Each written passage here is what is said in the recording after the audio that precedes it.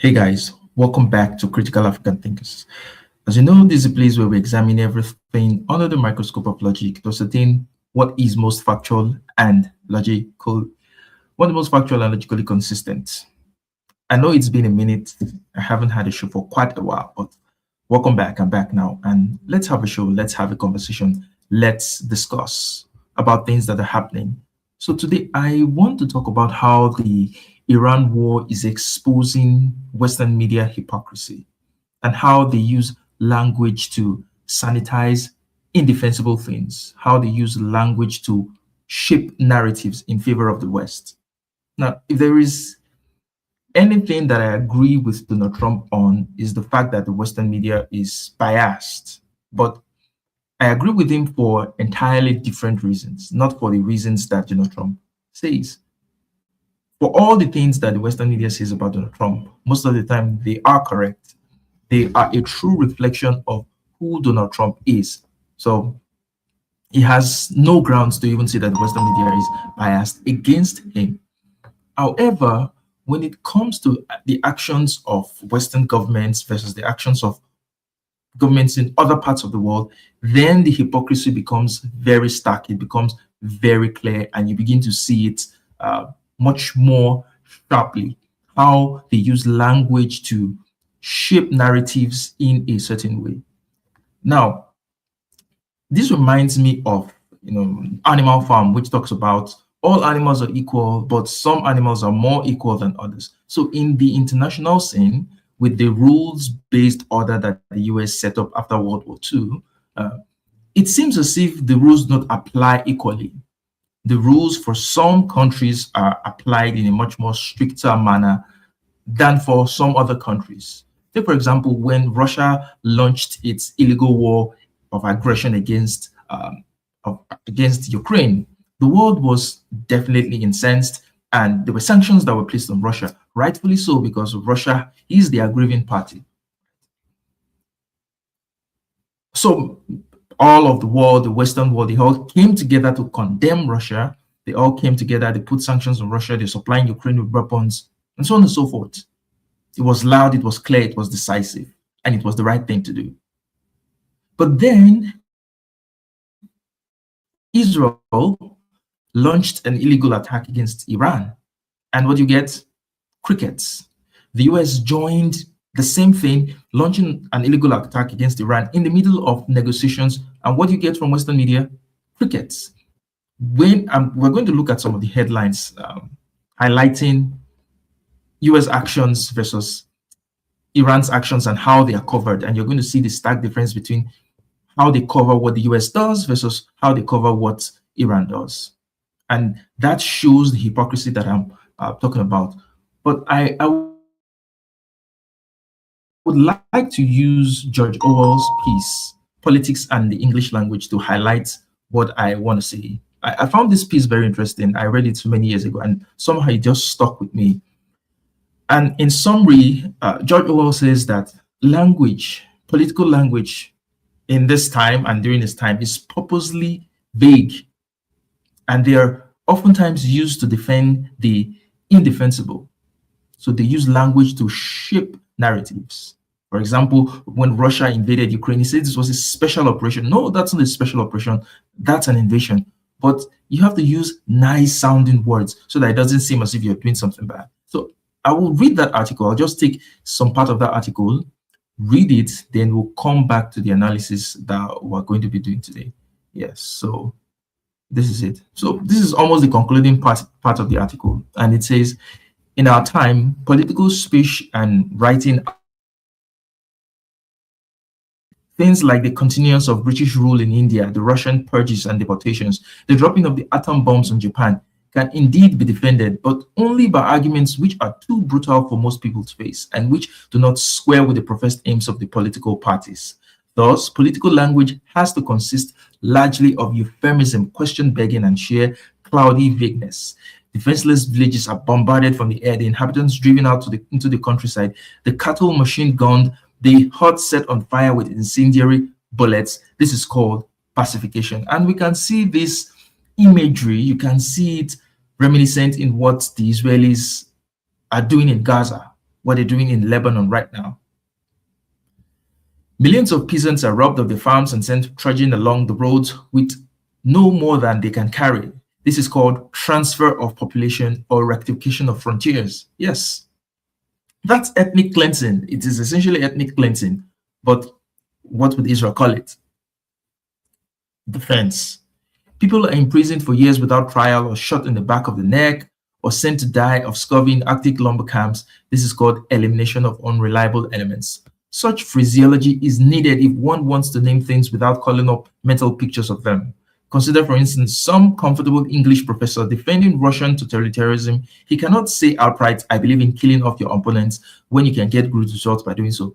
Probably, therefore, he will say something like this, quote, while freely conceding that the Soviet regime exhibits certain features which the humanitarian may be inclined to deplore, we must, I think, agree that a certain curtailment of the right to political opposition is an unavoidable concomitant of transitional periods, and that the rigors which the Russian people have been called upon to undergo have been amply justified in the sphere of concrete achievements. Now, what he just said made absolutely no sense. It was just a stringing of words it was just a stringing of sounds.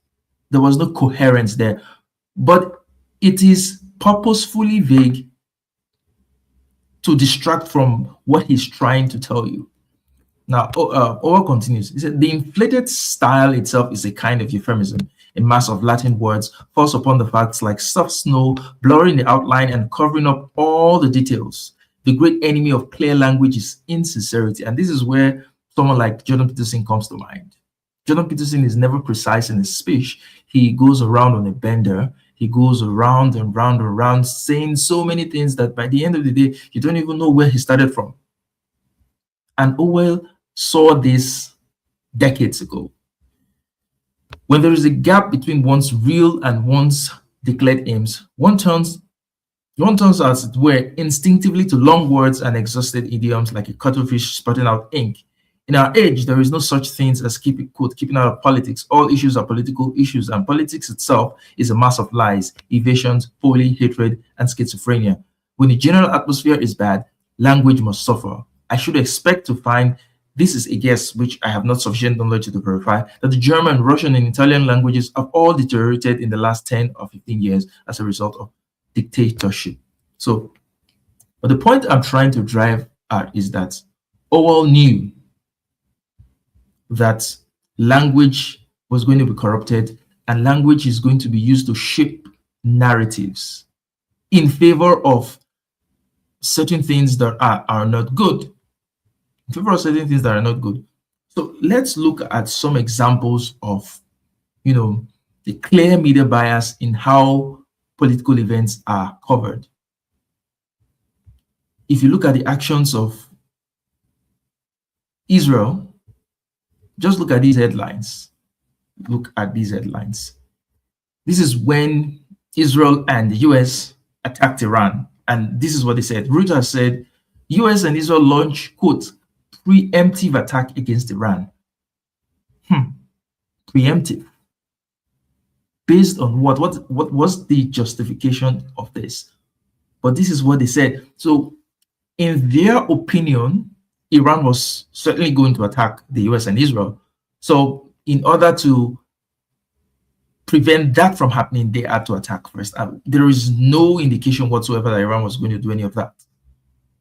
But this is how they have shaped the language to soften what they have done, to make it seem more palatable, to be able to sell it to people to say, Iran was going to attack us. We had no choice but to attack them, when there was no evidence, nothing to show that that was going to happen. CBS says, Israel launches preemptive strike on Iran, Israeli military says. And NBC News says, Israel says it has launched a preemptive strike on Iran.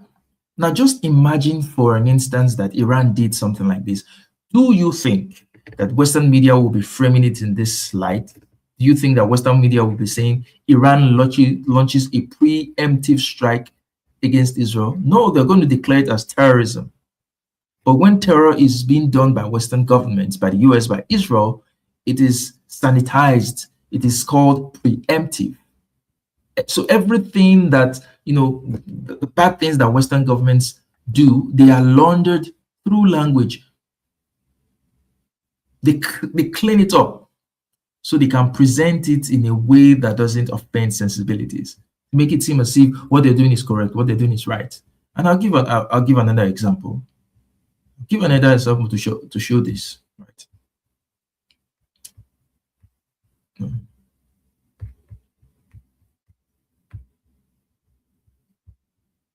Yes. So good.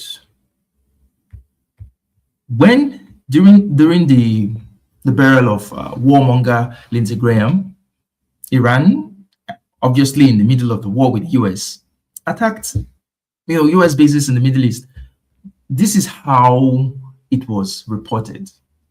It was reported as a surprise attack. How in the hell do you have a surprise attack in the middle of a war that you started? Really, you're in a ring boxing someone, and you've punched them. You started the punching, and then when they punch you back, you said it's a surprise punch. How the hell does that happen? This is NPR. See, the US retaliates against a surprise attack by Iran in Jordan. MS Now says US launches retaliatory strikes on Iran after surprise attack. Oh my goodness. So what does this tell you? When the US attacked Iran, it was never framed as a surprise. The US has attacked Iran on 3 occasions while they were having negotiations. While negotiations were ongoing, the US launched an attack against Iran.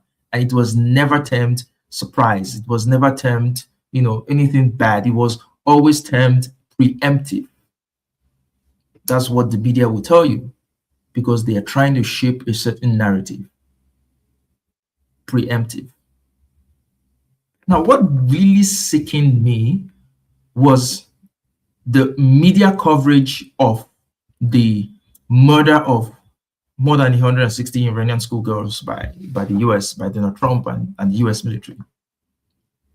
I remember one of the headlines saying that the school, something very impersonal, like the school was struck, there was explosions in the school, and I'm like, yeah, the school didn't explode by itself. Someone did that. Someone attacked, someone murdered those schoolgirls, and it should be stated as it is that those schoolgirls were murdered. Nothing more, nothing less. But what would the media, what did they say about it? For example, BBC says BBC visits Iran school where strike killed 120 children. Strike by who? Strike by what? What strike? What strike killed those children?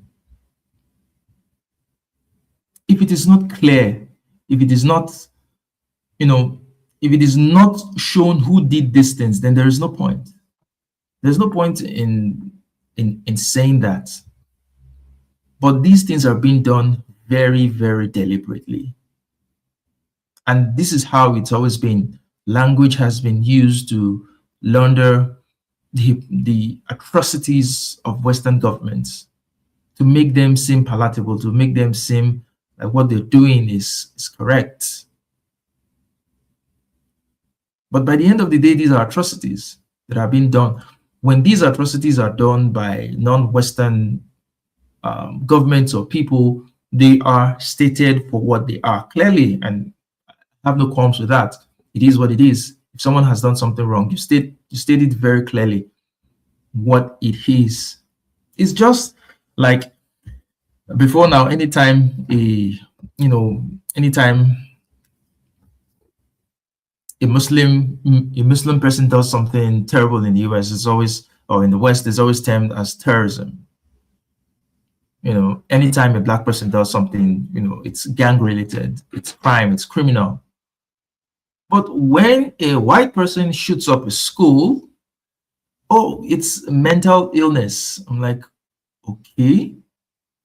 So the Black guy who killed people wasn't suffering from mental illness. He was a criminal. That's why he did that. The Muslim man who committed atrocities wasn't suffering from mental illness. He did that because his religion, because he's a fanatical, he's a fanatic.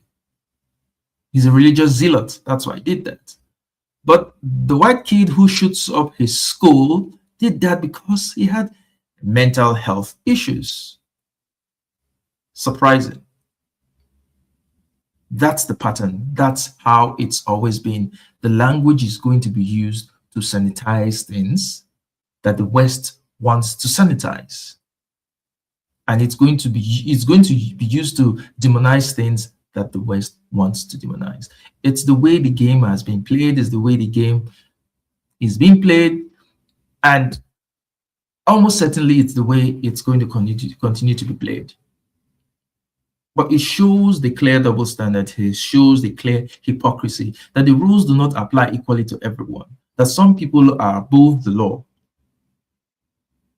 If Russia could be sanctioned, rightfully so, for their invasion of Ukraine, then the US itself should face some consequences, some political and international consequences for their illegal action and aggression against Iran.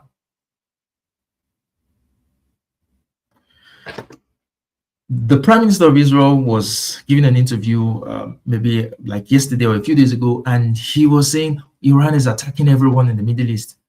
Iran is just, they're a mad dog, they're a mad regime, they're just attacking everyone. Well, no, they're not attacking everyone. They are attacking the US, they're attacking US military assets. And they've been very constrained.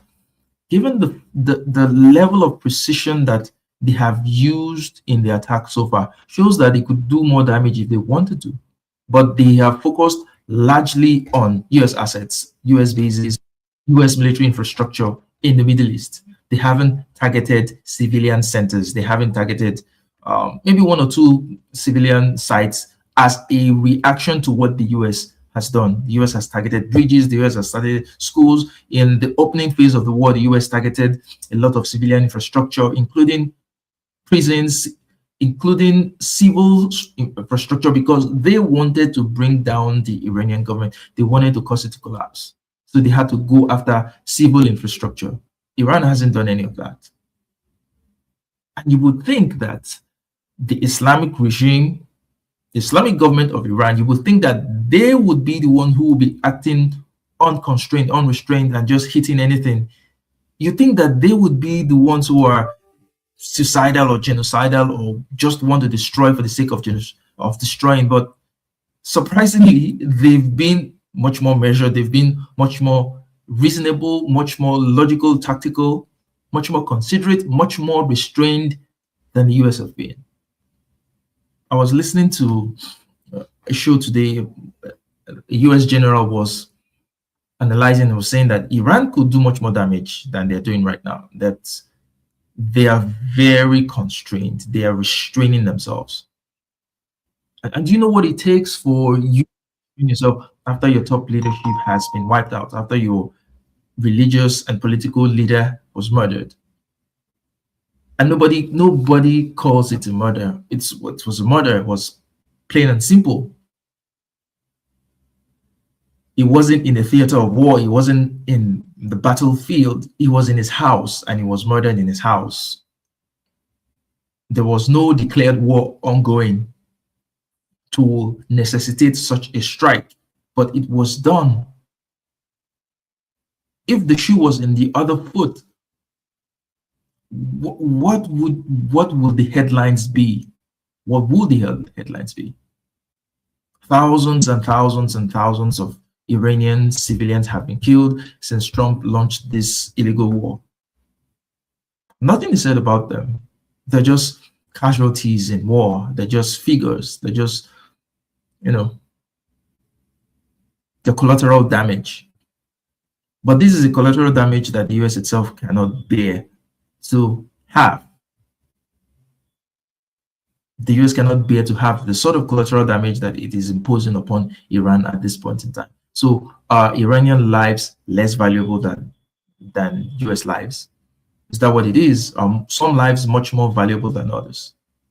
In true sense, no, but in political reality, that's what it is at this point in time.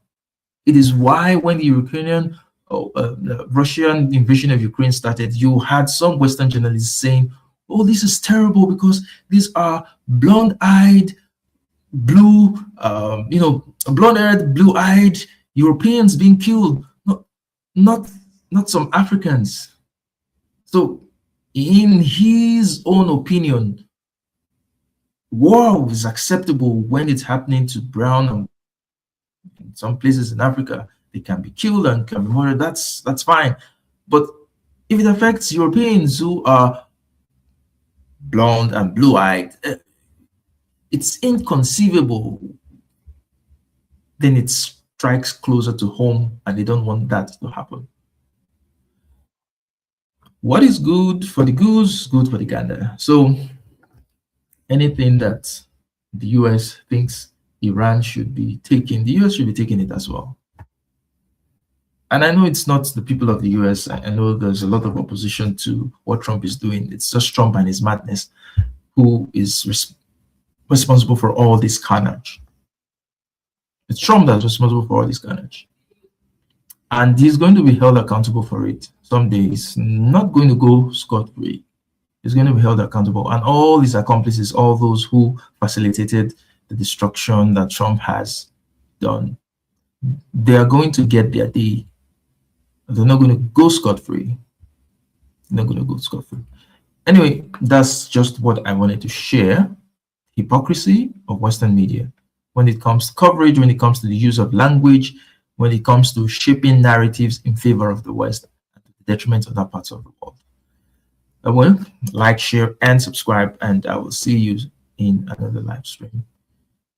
It's bye for now.